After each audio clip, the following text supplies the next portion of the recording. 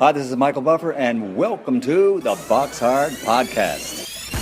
Hello, everyone. This is Mikey Garcia. This the monster from the swamps, Regis Prograis. Hey, what's up? This is King Carlos Molina, former IBF world champ. This is Michael, the Bounty Hunter, 2012 Olympian and your people's champ. This is Charlie Edwards, flyweight champion of the world. This is Fast Eddie Chambers, and you're listening to the BoxHard Podcast with my main man, Joey Coastman.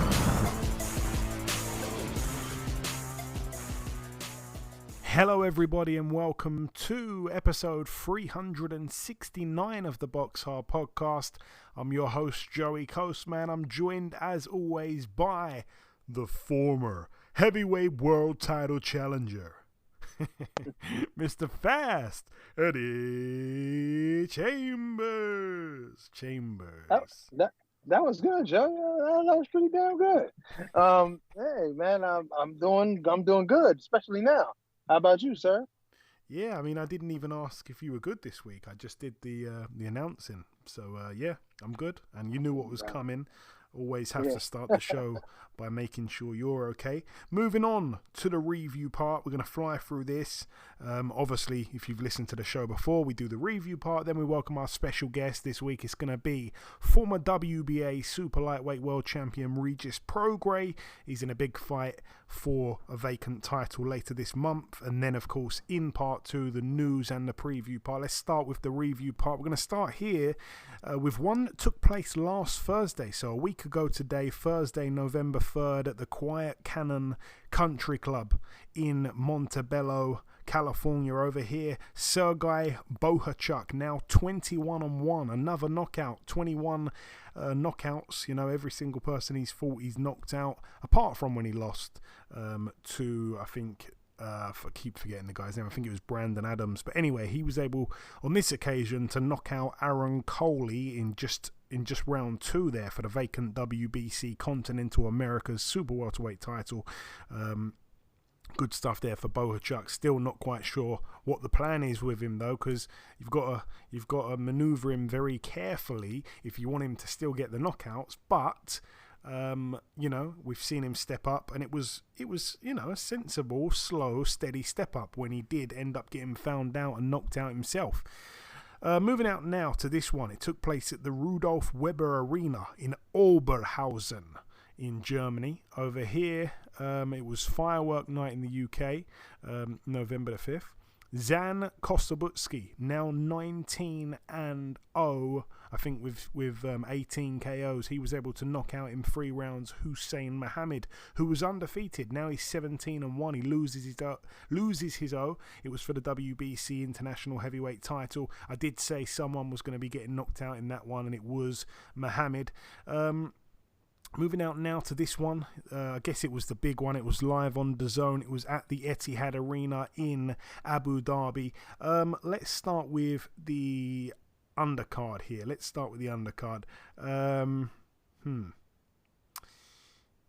Where should we start on the undercard? Campbell Hatton. Let's start with Campbell Hatton. He got in there with Dennis Bartos, who I don't want to say he's a journeyman, because he was 9-5 going in, but I've seen him get knocked out by flyweights, and he was here, I believe, at 140 against Campbell Hatton, and he didn't have much notice, if I'm not mistaken. So Campbell Hatton now 9-0, a first round knockout there against Dennis Bartos. He's now 9-6. We had former world champion, friend of the show, Cal Yafai, now 27-1. A unanimous decision in the end over 10 rounds against Gerald Paklar. However, he was down in the first round, Cal Yafai. It was a real shock.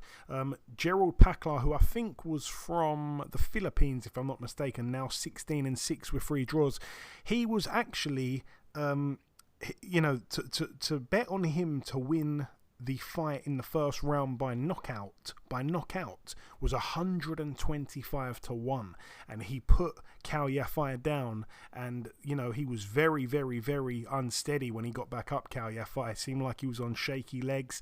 I think he got caught a few times as well in the next couple of rounds, and just he did not look right. I think he'd been out the ring for about 3 years, so obviously there's that ring rust. But yeah, it was not good. It was really not good. Yeah, quite a shock, to be honest with you. And if he would have got knocked out by this guy, then that was it. He would have been forced into retirement, I think. Also on the card, his younger brother, Galal Yafai, the Olympic gold medalist, now 3-0 as a pro. A very close one, though. He was able to win a split decision over 10 rounds against Gohan Garcia, now 12-2 with a draw. Obviously, they're moving Galal Yafai really, really fast. It was a defense here of his WBC international flyweight title. However, a lot of people felt he lost this fight. I wasn't really paying too much attention to the fight, in all honesty. I know it was close, but yeah, I mean, perhaps maybe they should pump the brakes with him. There's no need to rush him. He's still young, as far as I'm aware. I think he's the youngest of the 3 Yafai brothers. I think his future's bright. They don't give away Olympic gold medals, of course, for free. And I think he can do big things, but let's not rush him. He doesn't need to be a Lomachenko. I don't really get it. But then I suppose, really and truly, they were trying to rush him, because Eddie Hearn was talking about maybe having 1 or 2 more fights than a world title. That would mean he would become the quickest Englishman in history to become world champion, if he was to win the world title fight, of course. So yeah, I don't know. It's interesting. It's a nice. It's a nice, motivating and tempting, thing to become world champion that quickly, but it's not necessary, especially if you're not ready. Don't rush yourself. You only get one start to your career. Moving on to the bigger fights, I guess. Let's start with this one here. Chantel Cameron, now 17-0, a unanimous decision there over 10 2-minute rounds against Jessica McCaskill, who's now 12-3. She loses for the first time since losing to Katie Taylor all them years ago. Yeah, it was for the IBF, the IBO, WBA, WBC and WBO world titles. 3 of them were vacant, so Chantel successfully defended her IBF and WBC, but now she also wins the IBO, WBA and WBO. Really dominant performance from her, actually. I'm going to run through the rounds. The first round I gave to Chantel Cameron. I felt McCaskill was repeatedly walking into big shots, and already, even in that 2 minutes, I was thinking, what on earth are her tactics here? She looked really clumsy. She was walking in, sometimes, with both arms extended, like she was coming in for a hug or something. It was weird stuff.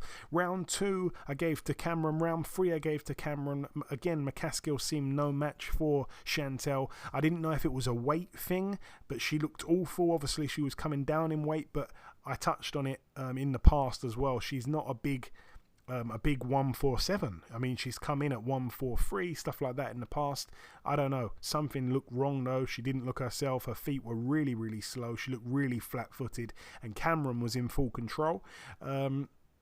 I gave Cameron round 4, 5 and 6 as well. I gave round 7 to McCaskill, a little bit of a sympathetic round, but she did actually cause a cut on the bridge of the nose of Cameron in that round 7.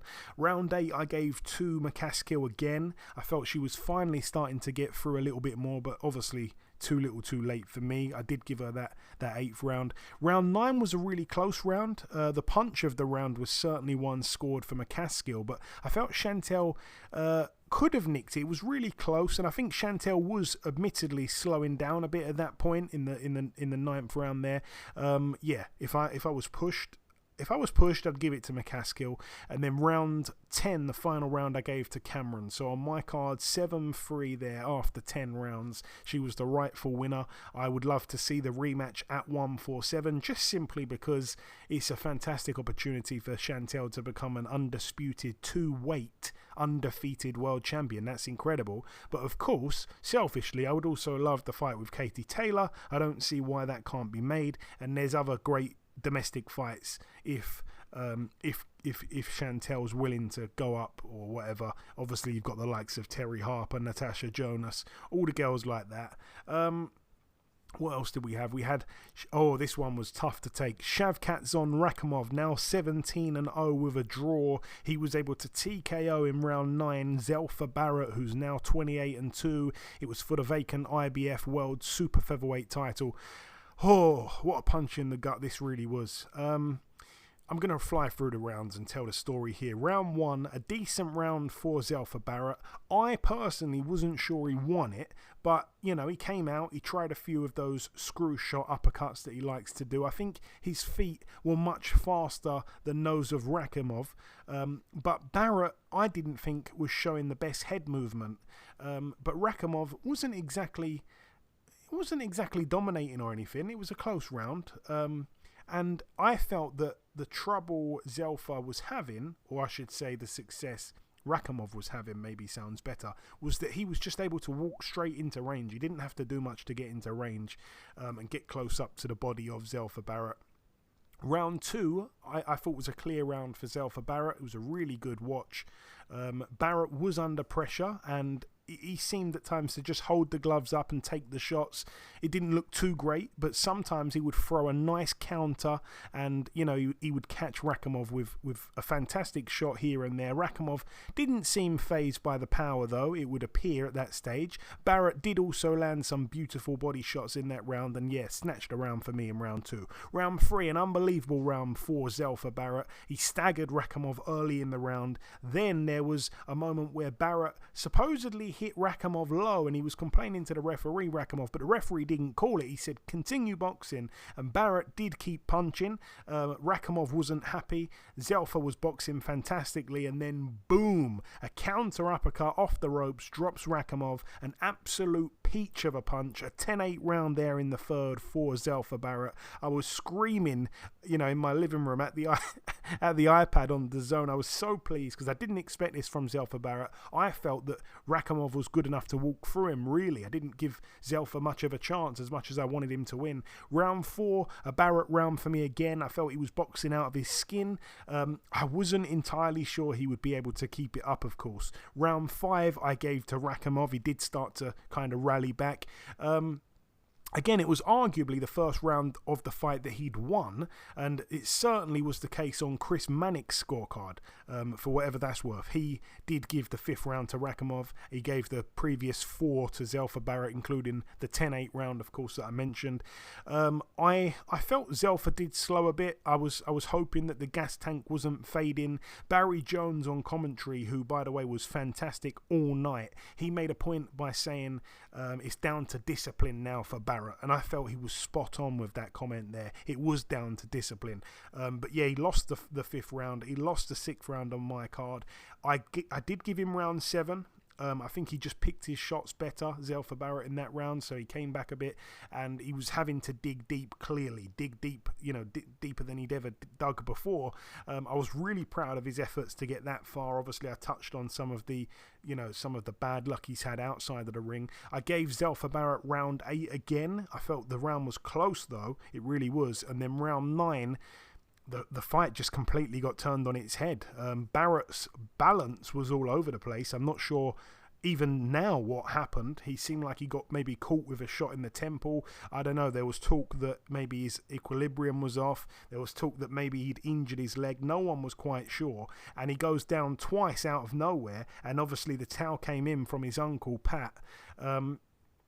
It looked like maybe something was wrong with his leg when I watched the replay. I still, like I say, haven't heard anything since. I'm sure he's probably spoke about it, but I don't really watch many interviews and stuff.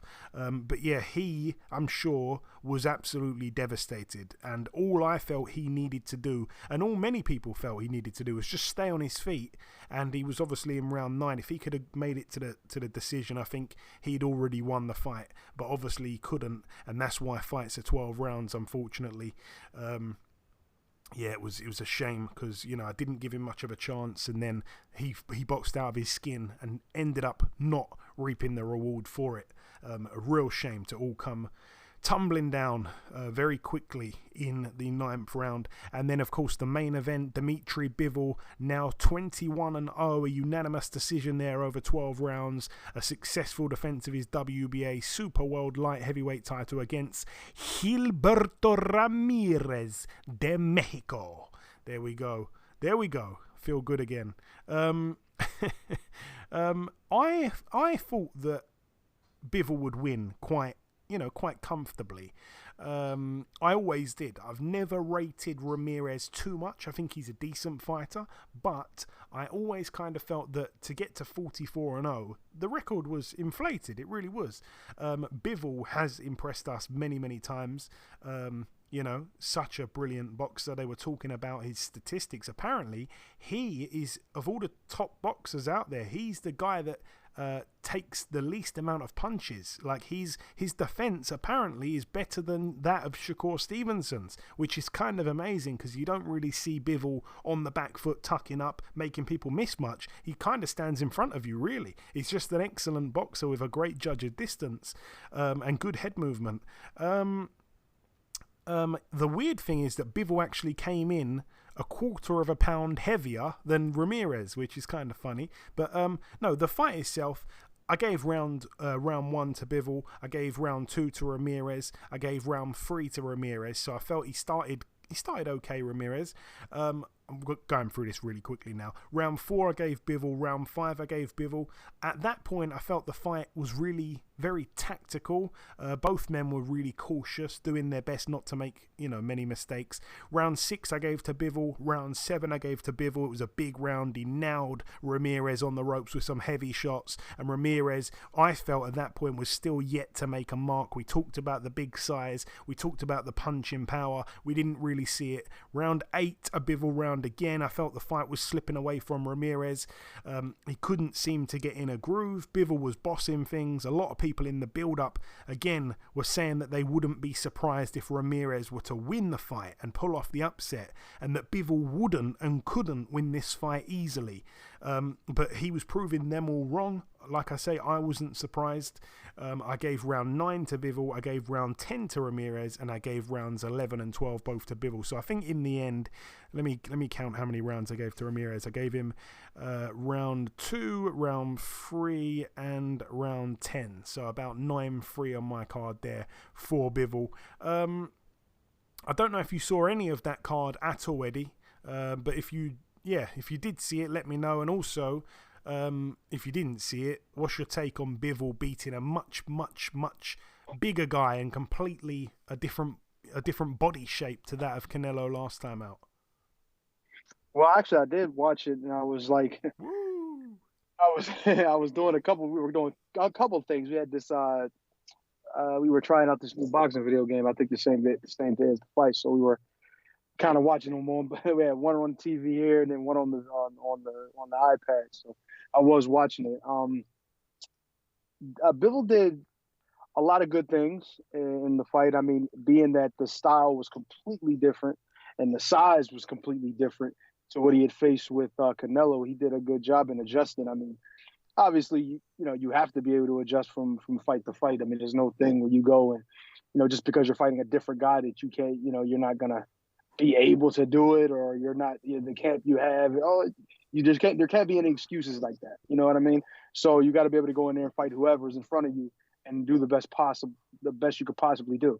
So, you can't expect nothing less. I mean, and he did a professional job. He did a really good job in controlling the distance as much as he could, picking up the pace at times and pressing him a little bit, getting inside the range. And he's a southpaw too. A tall southpaw could be difficult, man. It could be really, really difficult. I can give you an example of how it was for me when I learned how to fight southpaw. I learned what a tall southpaw. So for him to be able to, go out there and take care of business. Like I said, I seen some of the things that I do and what he was doing with southpaws, like where he would go into the power, trying to draw the power hand so he can get, some advantages off of that. Maybe some, bring some straight right hands, not left hands, straight left hands down the pike, and then following up with that jab. I like that 2-1 that he throws too. Really gave Canelo a lot of trouble, and I see that working for him. That's just one of his things. He throws a lot of straight shots. throws some hooks in there, but he throws a lot of straight shots. So it worked. It worked for him to the perfection.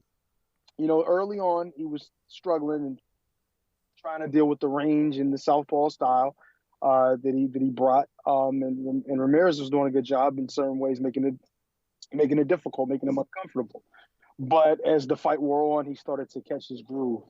And you can see him, like I seen him, there was a couple different times he would throw, 4 or 5 punch combinations at him, trying to land each, trying to be as accurate as possible. But I mean, you're not going to land every single shot in a combination like that, especially at the elite level. So, but he did do well. He landed some of the shots. He made him uncomfortable. He landed a couple good shots. Like he got, I don't want to say staggered him, but it like got the better of it. Maybe not, like I said, maybe not staggered, but it kind of got his attention, let's say. And, overall, got to give him credit. He did good. It wasn't one of my favorite fights to watch. And then the style and the way they mixed wasn't beautiful. It wasn't overly exciting, in my opinion. And maybe it was because I wasn't necessarily interested or know much about the other guy. But all in all, a nice workman-like performance. He did a good job. He took care of business.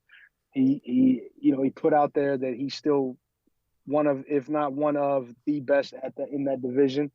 So, he obviously still got to deal with, what's his name? I don't know. I'm throwing it. Beterbiev. Yeah, he still got to deal with Beterbiev. That's going to be it's not going to be an easy one, obviously. Most people will be picking Beterbiev, but with his recent work that he's done, he's built a pretty good resume to people to say, hey, look, you can't just overlook this guy.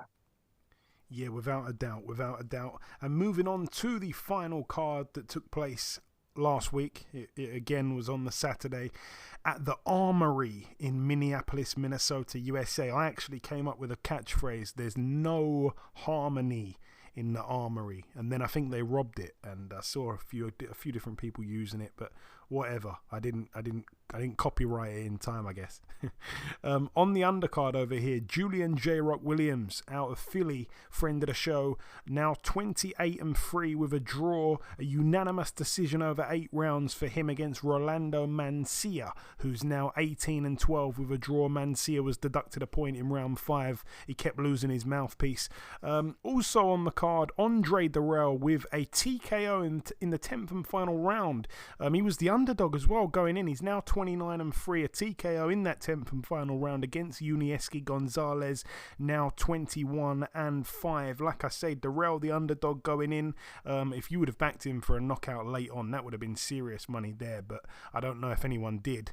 But yeah, great stuff there for Andre Durrell. Good stuff for the Durrell family to get a knockout win just a couple weeks after being on the end of a knockout loss, of course, the other brother Anthony, friend of the show Anthony. And elsewhere on this card we had Jason Banana Rosario lose. He was knocked out in round 5. He was down in round 2 as well. He's now 23-4, the former world champion, with a draw, I should mention. He was knocked out by Brian Mendoza, who's now 21-2.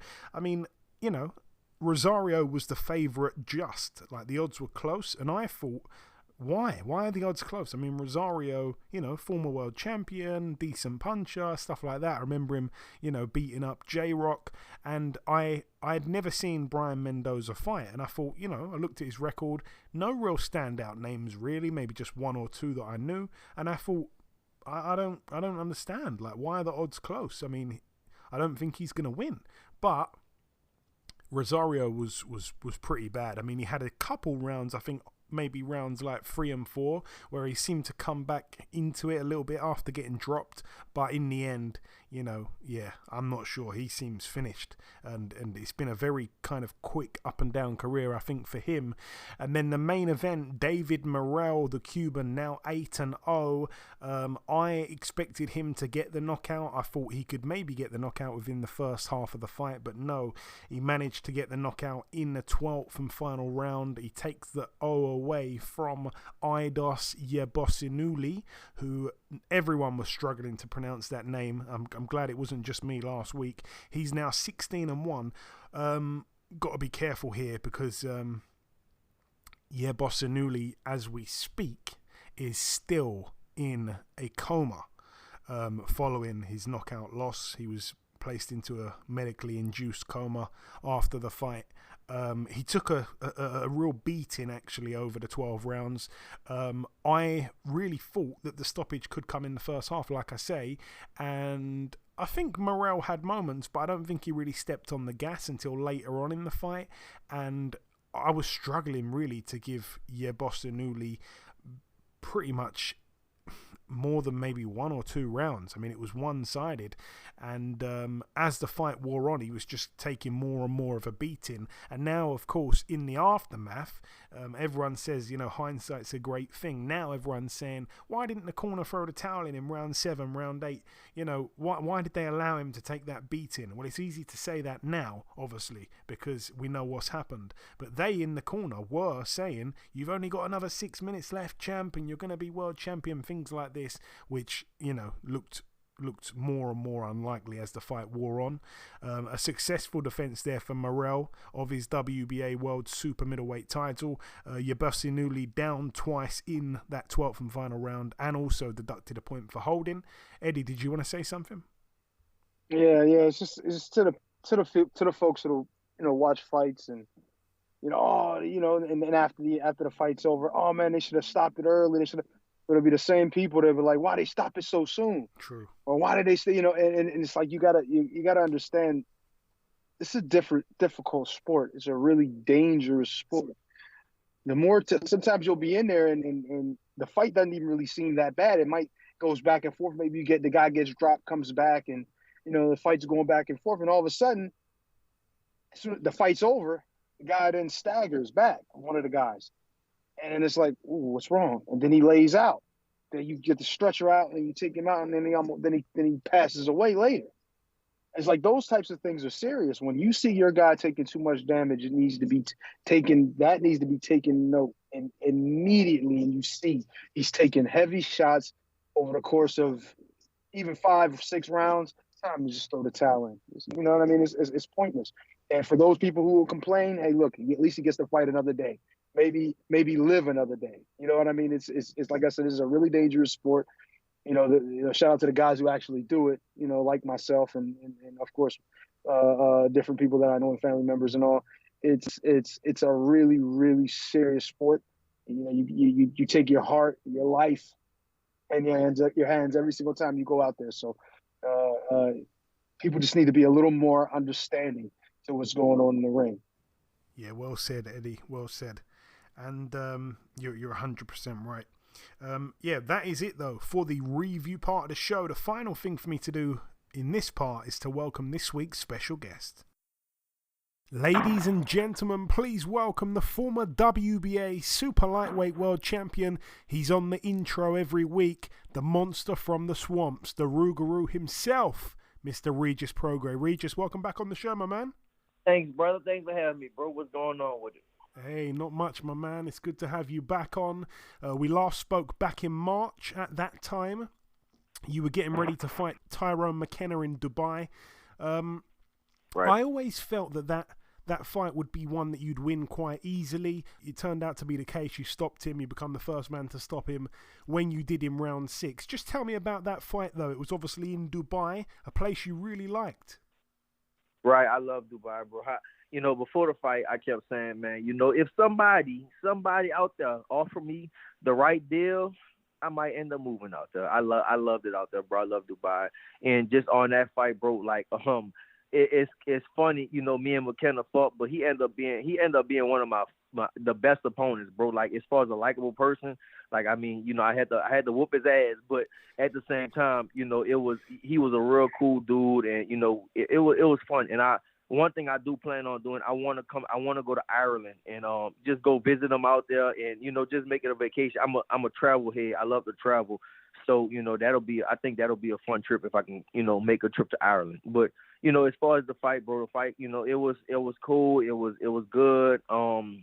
I'm just glad, I got that over with, and then it was on to the next, which is this fight for the belt.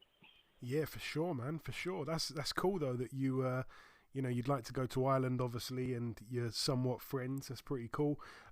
Your next fight, as you mentioned, it's been announced. Obviously, you'll be boxing Jose Zepeda November 26th in Carson, California, for the recently vacated WBC world title. It's been 3 years now, just about, since you last boxed for a world title. So I'm guessing you're really happy to finally get this chance, because remember, that fight with Josh Taylor was really, really close, and it's been 3 years of you being frozen out, really. Exactly, bro. Like for me, I feel like it was always gonna come. For me, for 3 years, I've been, as far as like everybody asks me, have I been frustrated? And the answer is like yes and no. Because personally, I'm doing great. Personally, I always did real good. Personally, I keep my same lifestyle. I travel. I have a lot of fun with my lifestyle. But as far as boxing, I guess it has been a little frustrating, because I went from, I was main event on all these different networks, and then after that you take a loss, and it's like people just kind of throw you under the bus. That's how it is in boxing. It's sad, but I mean, I don't know why, but I was main event on Showtime like 5 times in a row. And then ESPN, then the Zone, I was all main event on it. And then after that, after I lost, they just kind of threw me under the bus, And so for me, it's been 3 years since I was a world champion. And I just been working, man. For the most part, I shut up. And, I kind of, as far as social media stuff, I don't complain too much. I just shut up and I put my head down and I work. And I'm just glad I'm getting this, the title shot again and, be back where I belong. I feel like I'm the number one fighter in the world at 140. And, I think after this fight, it'll solidify that once again. And tell me, Regis, how much do you rate Zepeda? Good fighter. Good fighter. I mean, listen, one thing, the credit I give him is that he earned his shot again. He got here again. But as far as me, listen, I just feel like I'm too much for him. I honestly feel like I'm too much. He's been dropped. He's been hurt. Me, I never been dropped. I never been hurt ever in a fight, So it's just like I feel like I'm levels. I really feel like I'm above him. As far as everything, power, skill, everything. And but like I said, I do credit him on getting this shot. Like he definitely deserved the shot. If anybody in the world deserves a shot at the belt, it'll definitely be him. So. I give him his credit for that, but as far as fighting me, I really feel like I'm just too much for him. Yeah, I mean, I rate him highly. I think, there's a few guys, I don't want to be harsh here and call Jose Vargas a pretender, but this is a guy who got in there, looks fantastic, gets in there, gets in with Zepeda. Zepeda just obliterated him in a round. It's almost as if like any pretenders who want to get in there, he will destroy them. That's how good I think Zepeda can be, Right, exactly. Like I said, he did this thing against them, but for me, he had a great knockout against Jose Vargas, and he had a knockout against Ibaranchek. But for me, listen, I'm not either one of those fights, and I don't think both of those fights together still don't equal me, with everything together. So, I give him credit for getting this opportunity and getting it. He does deserve a shot, but as far as going up against me, I feel like I'm too much. And yeah, you touched on, obviously, his fight with Baranchik was a fantastic fight. One thing I want to ask you as well, Regis, obviously you're both southpaws. Historically, southpaw versus southpaw tends to make a bad stylistic fight most of the time. It's not always great to watch, but he's never really in a boring fight. You're certainly never in a boring fight. I think this one will be exciting.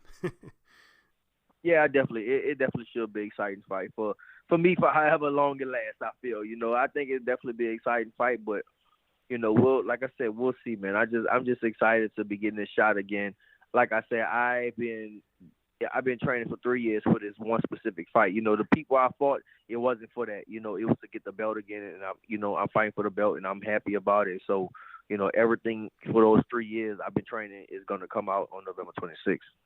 And have you thought about becoming champion again? The feeling of being a 2-time world champion? And by the way, have you thought further than that to maybe the next steps once you're a titleist again? I mean, Really not yet, man. Listen, the first time I was a champion, I really didn't even cherish it. I didn't even care about it, So I'm pretty sure the second time around, it'll probably be more, it definitely should be more sweeter because it's like I actually earned it this time. I had to wait and I actually earned it. The first time, I'm not going to say it was given to me, but it was easy to get. I got to the title. It was an easy shot. I had the, I only got to the title, of course, because of the tournament. I fought Flanagan, then I fought Relic after that, and Relic was the champion. So I took the belt from him. But for me, it was easy, and I didn't really like. It was just like I was nonchalant about being a champion. But the second time around, I definitely think it'll be better. And the second part of the question, I'm looking forward. Right now it's just Zepeda. Zepeda's the only thing on my mind, but of course, in the back of my mind, you always think like, what's after? What's next? It's a huge fight. I mean, I can count on my hand right now 5 really big fights. Like real big marquee fights, and then probably 10 fights, but 5 of them will definitely be marquee fights. So of course that's in the back of my mind, but I don't just like everybody else. It's cliche. You just don't want to get too much in front of yourself. You just take it one fight at a time, and that's what I'm doing. I've been just training. For me, I just been training like crazy for Zepeda. And you say there about 5-10 fights that could be mouth-watering in the future. Obviously, we don't want to get into that too much. Like you say, we don't want to get ahead too much. But those fights, do you see them at 140 or do you see them at 147? Because I think maybe last time we spoke, you might have, I could be wrong, but I feel like you might have had one eye on moving up soon. I mean, for me, I can't. It's hard for me to think about moving up until I'm a champion again. I had opportunities to go fight at 147, but for me, I want to be a champion at 140. So, it all depends. I think it all depends what's put on the table after the fight. But like I said, I can't really look at that right now because the first thing, Zepeda is he's a solid opponent, and I have to get past him first before I even think about doing anything else. And you said as well, and I'm going to be brief with this, but you said that once you become a champion, you were very nonchalant about it. And I just want to say, I think that's really true. I mean, you've never changed since I've known you. You've always been really cool, to speak to. And to be honest, I've interviewed hundreds of boxers. You're probably one of the guys who replies to a text message the quickest. So I'll give you that. You've never changed. Stay the same, Regis. Josh Taylor was I think holding up the division a little bit. Obviously, he had all the belts. As fans, we did want to see the Jack Catterall rematch, but obviously that sadly meant that people like yourself, like Jose Ramirez, like Jose Zepeda, top guys in the division, were all coming off wins, but were all being forced into inactivity because they're kind of waiting around, not knowing what's going on. Right. I was going to say, has it been stressful? But I guess you've kind of gone into it. It was and it wasn't.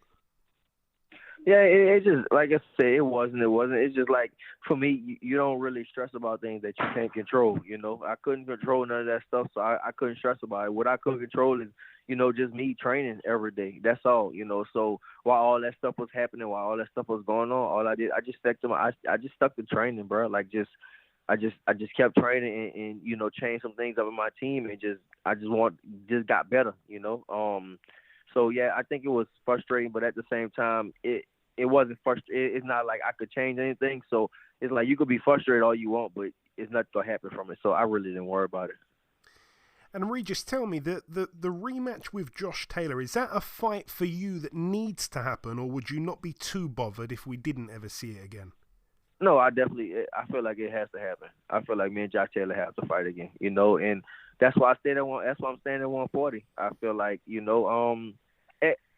I mean, I don't know Josh Taylor. I don't know his team or nothing like that, but I don't know what from what I understand, he's going to move up after this fight with Catterall. No matter what happens, he's gonna move up. But I mean, if I'm a champion, well, I will be a champion again. And after that happens, if me and Josh, if he is victorious against Catterall, imagine me and Josh Taylor too, for unified again. He'll be champion, I'll be champion. Imagine that. Like, that'll be huge. That'll be a huge fight. Like, why would you go to 147? Because I mean, in my opinion, and I could be wrong, but I don't think he does good at 147. I just don't. I don't think he can really.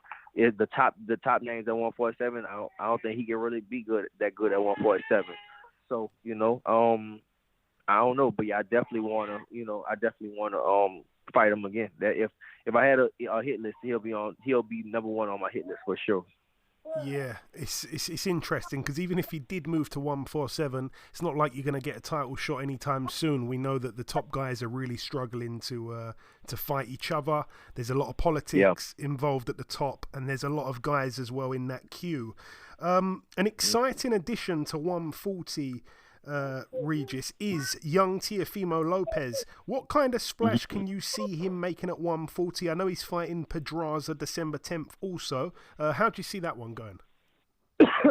He should be Pedraza. Pedraza's pretty much, I feel like Pedraza's pretty much done at the end of his career. He should definitely beat Pedraza. Listen, like Teofimo, I think he's a good fighter.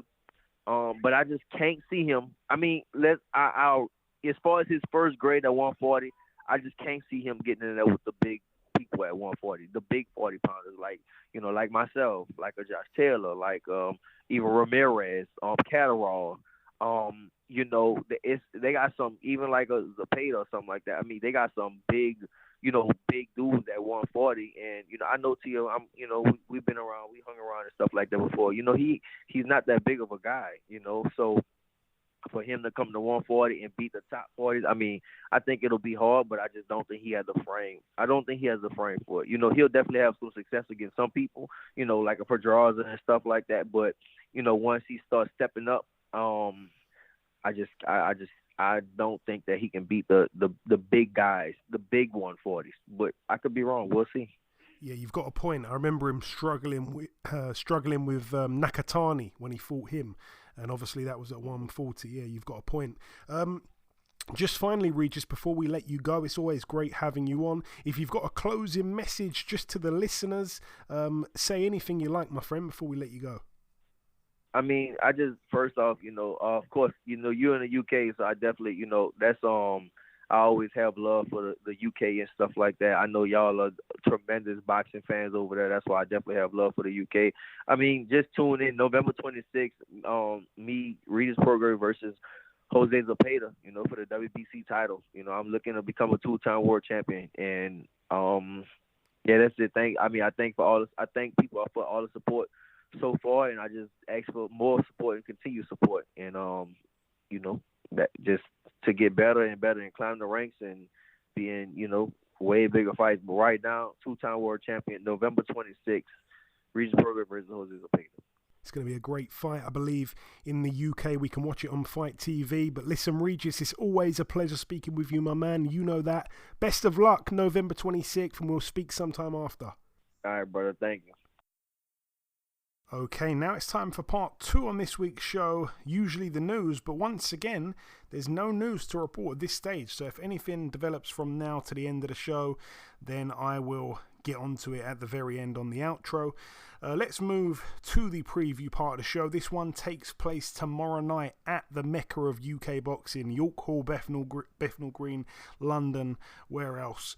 On this card, we have Sean Noakes. That's the brother of Sam Noakes, 2-0. He gets in with tough journeyman Peter Alexandrov, who is 4-23.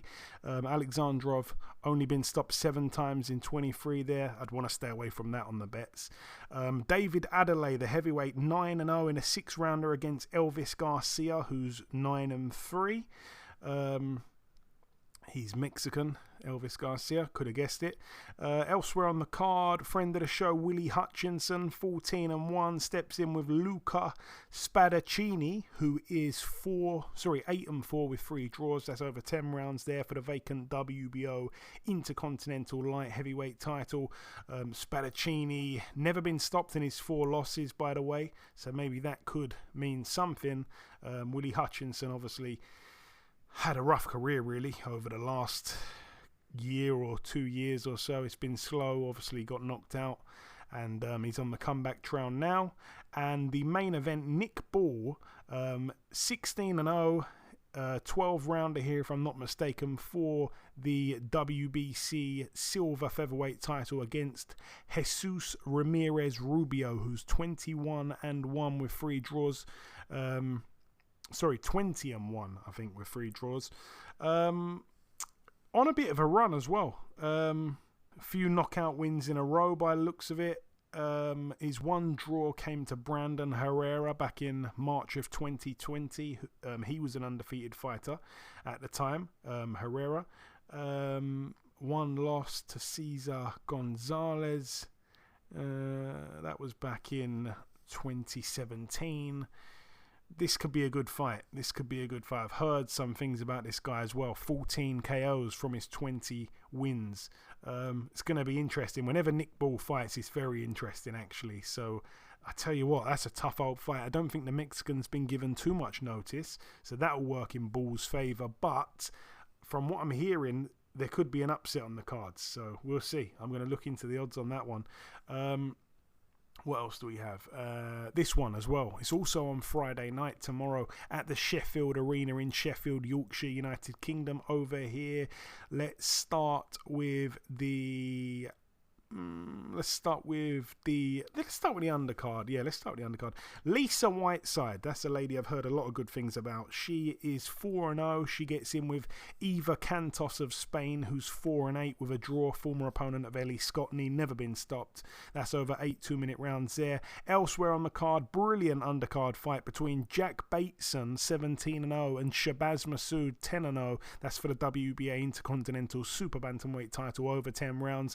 Really, really good fight. I mean, Jack Bateson, really good amateur. Shabazz Massoud, not sure how good he did as an amateur, but I've heard some brilliant things of him as a pro. So that is a great, great, great fight there. Great fight. I'm hoping the odds are close because it should be. Elsewhere on the card, we've got Thomas Asomba, 11-7 with a draw. The tough man from Cameroon, now based in Sheffield, managed by Sonny Edwards. Current IBF flyweight world champion. He obviously beat Asomba. Now he's become his manager, and he throws him in there with Marcel Braithwaite, 13-3, a man that of course boxed Sonny Edwards as well and dropped Sonny Edwards as well, if my memory serves me right. So yeah, two guys that both fought Sonny Edwards once before, both on the undercard, and now he manages one of them, only in boxing. That's over 12 rounds there. And then the main event, yeah, Sonny Edwards, 18-0, friend of the show, defending his IBF flyweight world title against Felix Alvarado. It's a brilliant fight. Felix Alvarado, 38-2, 33 KOs. You don't see it too often, that many knockouts down at flyweight. From Nicaragua, been around a long time, on a heck of a streak as well, hasn't lost since 2014. He lost 2 fights back to back in 2013 and 2014, and that was a long time ago. Obviously, I don't need to tell anybody that. Since then, he has been really impressing. I think this is a really hard fight for Sonny Edwards, but I love the fight. You know, this is the kind of fights I want to see Sonny in, to be honest, because I like it when he gets in there with his style. He's so hard to hit. He's a brilliant mover, excellent feet, and I want to see him in there with guys that can, you know, turn your lights off in one shot. It's going to be exciting, I think, for the entirety of the fight. And yeah, Alvarado, I mean, super you know, experience on his side. Obviously former world champion, he's seen it all really. He is coming to the end of his career, you'd have to say. 33 years of age as a flyweight, you know, it's kind of old, I guess, really, but should make for a good fight nonetheless. Moving out now to this one. It takes place on the Saturday at the Manchester Arena. It's going to be live on Sky Sports. Let's talk about the main event. Dalton Smith, one of the brightest prospects that there really is in UK boxing, at least. He's 12-0. He gets in with Casey Benjamin, who's 16-1 with a draw. Dalton Smith, like I say, brilliant to watch every single time. It's a good step up. I like what they're doing with him. You know, a couple of good fights really in a row, I want to say. I remember he had a good fight against Ray Moylett, Sam O'Mason, now Casey Benjamin, who, you know, has proven decent guy. So I like that fight there. What do we have on the undercard? We've got Natasha Jonas, of course, defending her world titles. I think she's got 2 of them these days, if I'm not mistaken, the WBC and WBO. She gets in there with the IBF champion Marie-Eve Dicaire, who's 18-1. Her one loss came to Clarissa Shields back in March of 2021. She boxed Clarissa at 154. Obviously, Clarissa, I think, vacated the belts. Then she fought for a vacant belt last time out. Knocked out, by the way, Cynthia Lozano, who was an undefeated fighter, 9-0. And that was her first knockout, Marie-Eve Decaire. So she goes in against Jonas, 18-1, only one KO win, but it was her last fight. So maybe she's in good form. Maybe losing to Clarissa Shields was what she needed. It could be a tough fight there for Natasha Jonas, 12-2 with a draw. All the best to her, though. Elsewhere on the card as well, great fight between Tyler Denny, the current English middleweight champion, 14-2 with 3 draws, getting in with friend of the show, the undefeated Mancunian Bradley Ray, 14-0. Really good guy, Bradley Ray. Had him on the show a good few times now. Really nice guy. All the best to him, of course. Elsewhere on that undercard, we have a brilliant heavyweight fight as well. There's still good money for you to back it for Fraser Clark to win this one on points. Fraser Clark 3-0 gets in with Kamil Sokolowski, the heavyweight journeyman who causes almost everyone absolute nightmares. 11-26 with 3 draws. Always puts up a good fight there, so that should be interesting. That's a good test there, really, for a guy that's only had 3 pro fights in Fraser Clark. And then moving to the final 2 cards that take place, both of them in the States. I'm going to start here with this one. It's a top-ranked show at the Palms Resort Casino in Las Vegas, Nevada. Over here, Sinisa Estrada, the WBA World Minimum Weight World Champion, 22-0, gets in with Jasmine Villarino, who's 6-1 with 2 draws. Always good to see Sinisa Estrada fight. She looks like Jennifer Lopez. She punches like Teofimo Lopez. That's something I came up with. I know you like that one. And the main event. I like that, Joe. And the main event, Zanibek Alimkhanuly, 12-0, obviously from Kazakhstan. Nobody wants to fight this guy. This is the guy that apparently Demetrius Andrade ran a million miles in the opposite direction to avoid. We've seen him dispatch of Britain's Danny Dignam last time out back in May. He just wiped the floor with him. He really did. And here he gets in with another Brit who's massively up against it, this time in the shape of Denzel Bentley, 17-1 with a draw, coming off a great win last time out, knocking out Marcus Morrison in 4 rounds. And obviously the win before that against Linus Udofia was really close. He did, of course, get knocked out himself in round 3 against Felix Cash.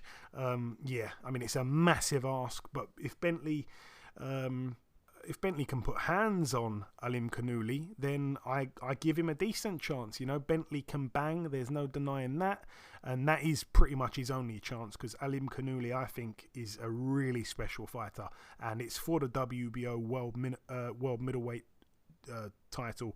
So yeah, this is what you're in the sport for in terms of Denzel Bentley. You're here to take the risks. He's obviously got on a plane to Vegas and he's willing to put it all on the line here. He's already lost his O, so he's going to give it his all, I think, against Alimkhanuly, and all the best to him. If he wins, he becomes a star overnight. I would love to see him do it. It'd be a huge upset, though. I'm not getting carried away. And moving out now to the final card to mention, I'm guessing it's going to be on DAZN. It's an Eddie Hearn show. It's at the Rocket Mortgage Fieldhouse in Cleveland, Ohio. Over here we have one of the brightest prospects in world boxing, Raymond Ford, 12-0 with a draw, gets in with Sakaria Lucas, who's 25-1-1. That's over 10 rounds there for the WBA Continental Americas featherweight title. We also have on the card another really bright prospect, Richardson Hitchens, 14-0. A fight here for the IBF North American Super-Lightweight title against Yomar Alamo, who's 21-1. And the main event, Montana Love, who I'm starting to warm towards, to be honest with you. I remember him beating Ivan Baranchyk, and that was pretty much his breakout fight, but Baranchyk seems like he's finished anyway, obviously, at this point. He might have even retired. He's been in some serious wars in his last few fights. But yeah, Montana Love came through with a brilliant win that night. He's now, like I say, 18-0 with a draw. He gets in with Australia's Steve Spark, who's 15-2. We know that the Australians always come to give it a good go. Chances don't really come up too often for the Aussie boxers, so they tend to, to pour it all out and put it all on the line. So hopefully we see a good fight there in Cleveland. And that main event, by the way, is for the WBA Intercontinental Super-Lightweight title over 12 rounds. And yeah, big things for the winner, I think, there, because everyone's kind of getting a crack at 140 at the moment. We had Regis on, obviously, a little bit earlier in the show. It is getting exciting, that division, and it seems like it's been exciting for a long, long time. Anyway, that concludes all of the talking. In part one, we did the review part. We had our special guest, the Rougarou, Mr. Regis Prograis. In part two, no news to mention, just the preview part. We've wrapped that up. The final thing for me to do is to come in with the outro, which I'll do in just a few seconds. Okay, and this wraps up episode 369 of the BoxHard Podcast. I've been your host, Joey Coastman. Eddie Chambers has been with me for the duration of the show. A huge shout out to this week's special guest, the former super lightweight WBA world champion, Mr. Regis Prograis. The biggest thanks of all, though, goes out to you, the listeners. That's about everything from myself. No news to go over. Enjoy your weekends, people. Stay safe, and we shall see you all again next week.